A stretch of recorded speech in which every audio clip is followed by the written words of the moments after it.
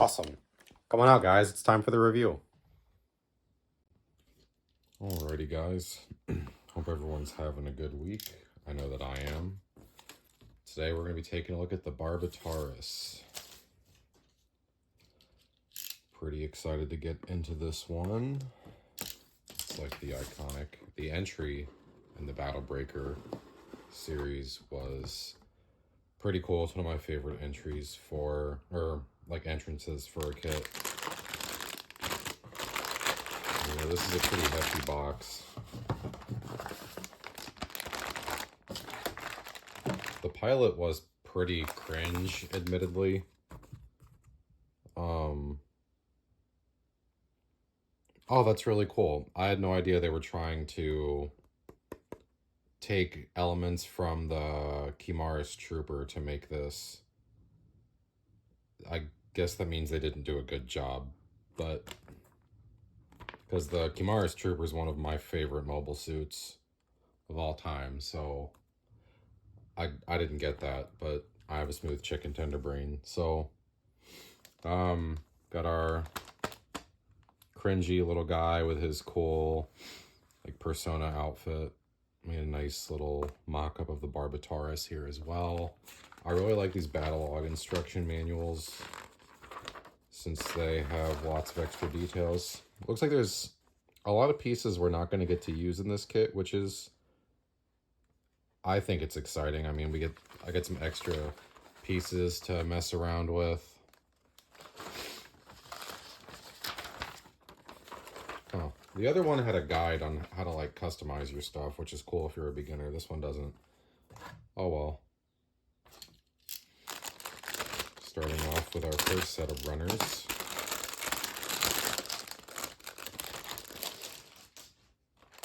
We've got some nice metallic pink stickers. These are really cool, very reminiscent of like the regular like IBO Barbatos stickers. Nothing to really write home about there. We got the mace, these iconic frameworks for the torso, and all of their, hopefully they're not as flimsy. I doubt they've done like a ton of re-engineering with this. Got the katana. I just finished rewatching season 1 of IBO last night, and I always have to laugh in that final episode when he realizes how to use the katana as a katana and how he's been using it as a club the whole time. Again, nice detail here with that tubing. That'd be a lot of fun to like color, maybe give it like a wash. Same here. I think you could really do a lot to give it some nice detail work, which is promising because sometimes I'm really not sure the best way to detail these darker colored kits like the Banshee Norn. Starting off, now this is a really cool runner. This is exciting. Oh, can't forget, don't want to throw those poly caps away. Pretty standard, lots of different poly caps, so we should get some, well, these are the same, but a few different varieties. We should get some interesting articulations, so that's cool. This is exciting. So we've got our, I think these are the bow parts. Some good details. We have some cool clear parts for that bow. We could probably reuse these for like the eyes too if we wanted to do more of like a Leia Vignana like limiter turned off like eye piece. I wish we did have this crown completely like finished. I would love a piece like that. I think that wouldn't be like terrible to like build yourself or modify, but having the option would be cool. We've got our bow parts, which look nice. These light grays are nice. There's some good panel lining opportunities here. So very cool. There's probably going to be a sticker over that part, which I might forgo.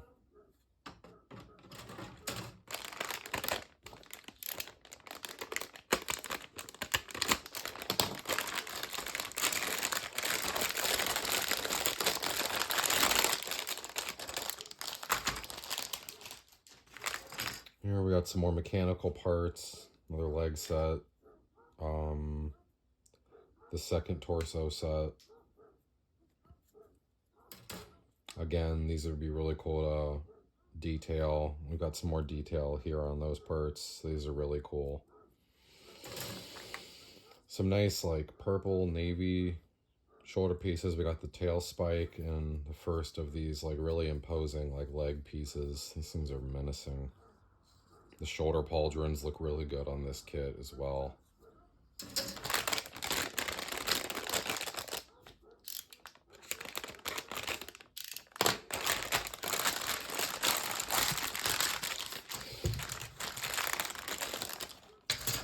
Last set of runners.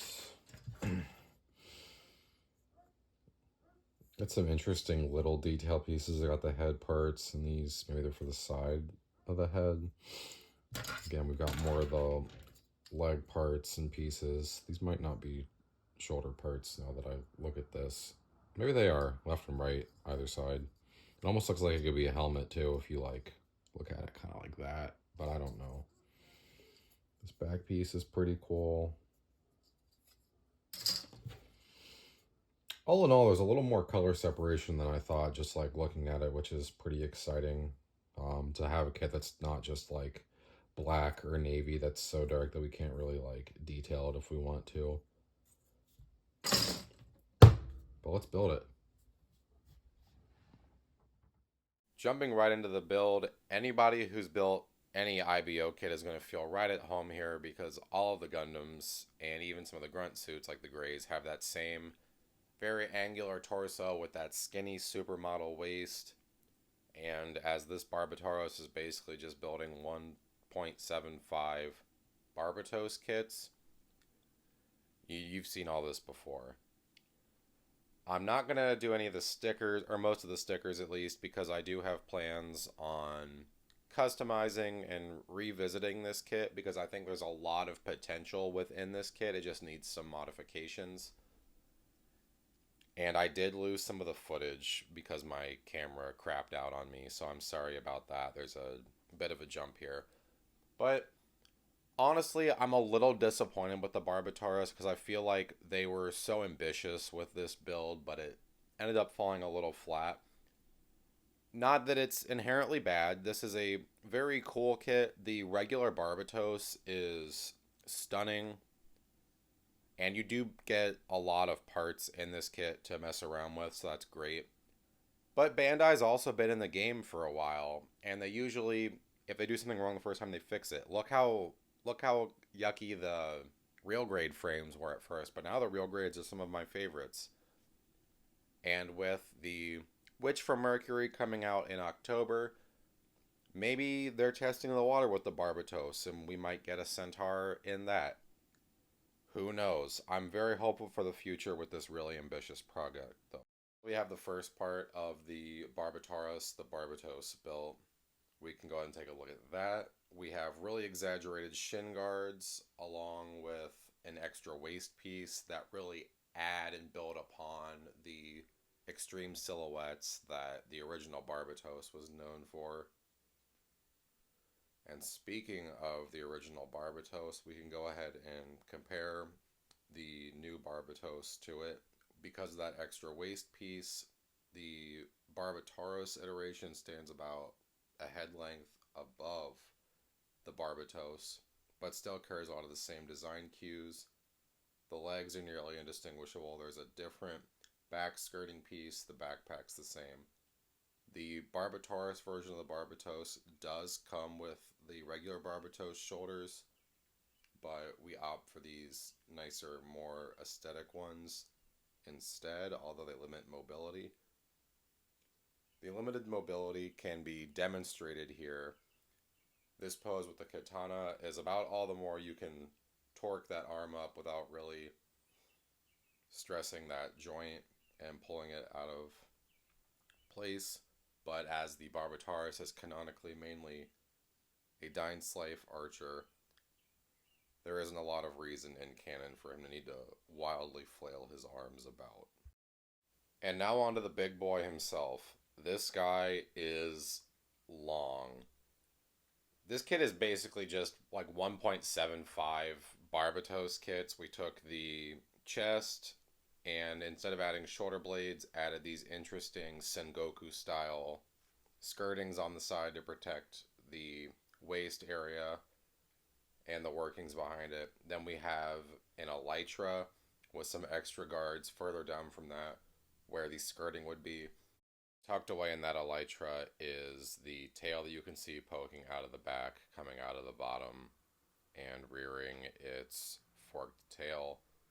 The interesting part with how they did this is since there are two torso parts, you can connect an action base to the front as we have here, lining it up for a more classical, almost Greek feeling, like fresco centaur pose where he is launching that down slice to take out an aerial target. Maybe we'll see that aerial target in a next video, who knows. And then we also have another, on the other waist section, peg for an action base. The bow is so dynamic. I really love it. I love that effect piece with the energy. I really think we could repurpose it if we want, but I am a little afraid to cut it because I have choice paralysis there. Have you guys cut yours? I'd love to know down below. You can get a nice glint off the eyes also with this pose. Without the action base though, I have to say posing this four-legged monstrosity, it feels kind of anemic. And then the last pose I have for you was a silly little bit, kind of a Breath of the Wild for those of you who have played. It reminded me kind of the Lionel when you hop onto its back and it starts bucking. Kind of the vibe I tried to get. At this angle, we can look underneath and see all those inner workings. You can see how it is really just a chest piece that connects to the back there. And then I wrapped the bow around the shoulder to lock it in and have him reaching for that Dainslife charge. Finally, now that the build's all done, we can take a look at all of the leftover parts we have. As has been the case with all of the Battlogue kits so far, we've got some polycaps that we could use for leg joints and an extra headpiece. A nice hip joint here as well. The trademark on that is still 2015, which is kind of awkward.